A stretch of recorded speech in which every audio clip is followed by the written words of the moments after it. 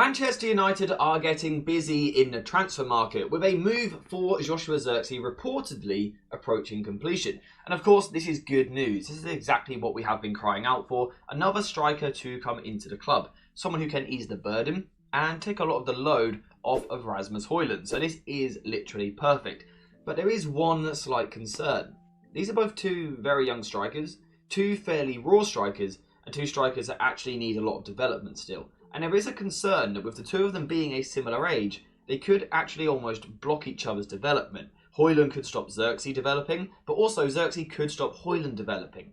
Now, Erik ten Hag will look to address this, of course, by rotating them, using them for different games, different tactical fits.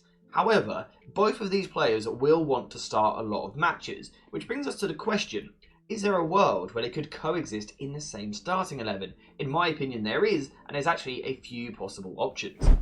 So option 1 is to use Joshua Zirkzee and Rasmus Højlund in games together where you want a quick, fast transitioning game, perhaps an end-to-end football match. These two could work together quite nicely, and it starts with Joshua Zirkzee being used as a false 9. A false 9 being someone who starts up front, but actually wants to move towards the ball, get the ball into feet. And that is exactly what Zirkzee wants to do. He isn't someone who wants to run in behind and stretch the opposition. He does like the ball to feet. He's a technical player. He wants to get involved in the midfield. Of course, when you do this, when you come deep and you get involved in these areas, you need runners going past you, because if you don't have that, you're simply too easy to mark. So what Zirkzee needs when he plays as a false 9 is two players who are willing to go the other way like that. And this is where Rasmus Højlund, but also someone like Marcus Rashford or Garnacho could come into play. What if we take these two wingers out like this and put in Marcus Rashford and Rasmus Højlund, essentially playing as two inside forwards? Because with Zirkzee dropping deep and being a creative player, a linking player,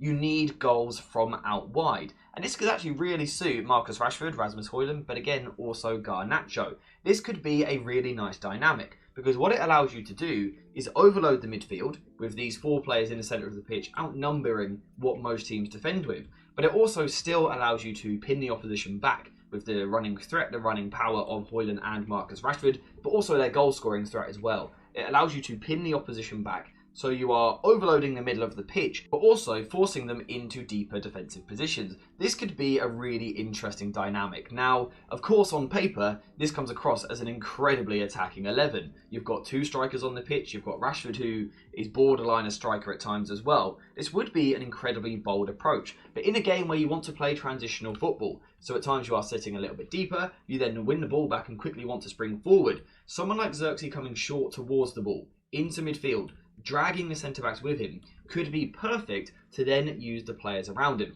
See, Zirkzee's first touch is very good. He's a very good technical player, and he has two options from here. He can turn and drive into midfield, he can pass the ball forward, or he could set it off for someone like Bruno Fernandes. But the important thing here is that Zirkzee has dragged and drawn the attention of one of the centre-backs, creating a lot of room in behind. Again, either for Marcus Rashford to go into, or, if this centre-back comes as well, it could open space for Rasmus Højlund to drive into.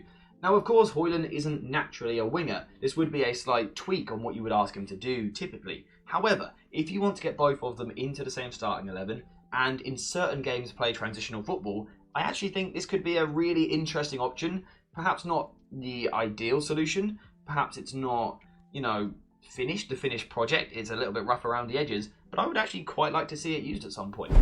Another option with Rasmus Højlund and Joshua Zirkzee in the same starting 11 is to use them in games where you want to play over the opposition's press.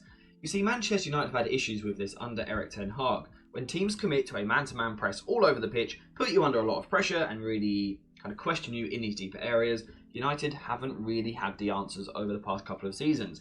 Now, of course, that's an issue. If you can't play through the press, you do have a problem. However, definitely one solution is, rather than going through the press, to actually go over it. And this is where Joshua Zirkzee could be a really interesting profile for Manchester United. Almost playing as a bit of a midfielder, in a similar sort of role to what Kai Havertz has played at times for Arsenal. We've seen Havertz in midfield with Jesus ahead of him, but we also saw Weghorst used in this sort of way at Manchester United with Marcus Rashford up front. Zirkzee could bring a similar sort of profile, because the lad is 6'4", but Højlund also himself isn't exactly short. These are two players that you can go long towards. Now, I wouldn't necessarily describe either of them as target men, but particularly in the case of Zirkzee, he is someone who uses his body pretty well. I think he's a little bit raw still and needs work.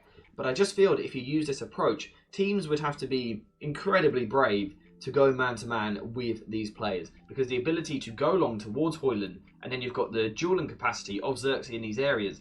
That ability, you know, he's 6'4", he's got long legs, he can kind of reach, he can stretch to win that second ball for his side. And then once again, as we've seen already, once in these positions, he can carry the ball forward. He's an excellent ball carrier in these areas. But also, he can be a creative striker.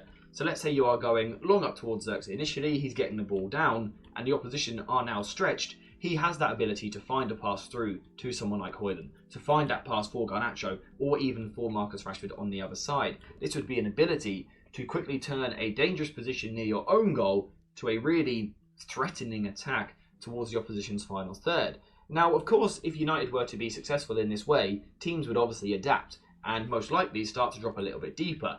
But that is still success for Manchester United. Even if we can now no longer use that long ball up towards the forwards, what we have done is we've forced the opposition to abandon their pressing game plan. We've forced them to drop a little bit deeper because of that extra physical capability higher up the pitch, the ability to go over the press. Now, in these sorts of situations, United can get more time on the ball in deeper areas and start to play. So once again, this is definitely an option for Erik ten Hag.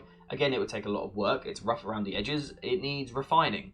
But again, I'd quite like to see it at some point. So before we continue into the video, a quick shout out to today's video sponsor, JerseyFifa.com, the home of all of the greatest football kits. Whether that be the new latest releases or the old classic ones like this, Jersey FIFA has something for everyone, and now you can check it out yourself using the link in the description down below.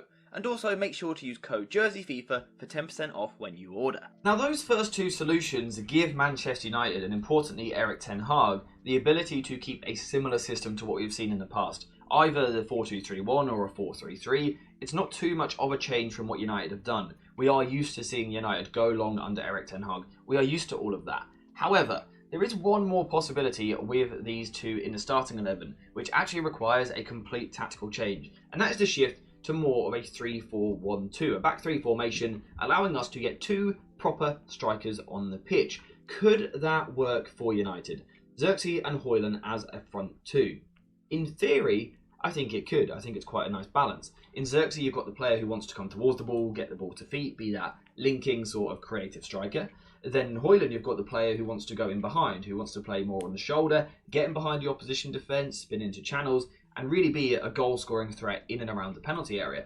So on paper, that's quite a nice balance. What you also get from playing with two strikers is the ability, once again, to pin the opposition back, particularly the two centre-backs. Not many teams in modern-day football play with two strikers, but when you do play with a front two, you do occupy both centre-backs. And that can give a little bit of freedom to the player who plays in that sort of 10 role in zone 14. The fact that we have Bruno Fernandes there, with a bit more time on the ball, that's a very exciting prospect. Bruno Fernandes with a little bit of time and space in the penalty area, with two players in front of him looking to make runs into the box. That sounds quite dangerous. It sounds quite exciting. The other thing here also is simply the fact that we do have more box presence. Rasmus Højlund struggled at times last season when he was the only player in the penalty area, particularly when crosses were coming in from wider positions. However, he looked much more dangerous and his runs looked more threatening when he had Scott McTominay in the box with him, because Scott McTominay would crash into the box, Højlund would distract a defender, and we would score the goal. Zirkzee and Højlund naturally gives us two very big players in the penalty area. Now, I still wouldn't say either of them are great in the air. I wouldn't say either of them are great poachers. You know, they're not players who really thrive off of crosses. But naturally, by having two players in there, once again, you are occupying more defenders. You simply have more players to aim for. And that could be a really nice duo. If these two could kind of learn each other's game, learn how to move off of and around each other, and develop that understanding and the connection and the chemistry between the two of them, that's really exciting. Really exciting as a goal-scoring prospect for United. This is two young strikers. If they could strike a connection for the next 10 years, that sounds really promising. Now, of course, in this formation, we are putting a bit more emphasis on our two fullbacks, Luke Shaw and Diogo Dalot, to provide that creative threat. Perhaps that would be the question with this sort of formation. Where is the creativity coming from? Bruno would, of course, bring a lot. Shaw would bring a lot as well. Dalot would bring a decent amount, and so would Zirkzee. Obviously, there's still going to be question marks. And I think there would be over any of these systems. I don't think any of these systems are perfect because we haven't really seen them truly executed by Manchester United. We have seen something similar at times with Weghorst in the 11, but this is a little bit different because Zirkzee is of course a different player to what Weghorst was. However, I do believe these two can coexist in the same team. I don't think it will ever be a regular occurrence. I wouldn't expect these two to start 20 games together, for example. I would expect them throughout the season to get perhaps 20, 25 starts each, but then also some games, maybe 4 or 5 games across the season where the two of them could come into the same starting 11 and give us some key tactical weapons. So can they play together? In my opinion, yes, but I wouldn't expect it to be a massive theme. I do think they will rotate depending on the tactical demand of the game. But let me know what you think in the comments down below. Do you think they can play together as a front two? Are you concerned about them being a similar age and potentially blocking each other? Let me know what you think, but apart from that, we are finished for today. So thank you guys very much for watching. I hope you have enjoyed it, and as always, I'll see you in the next one.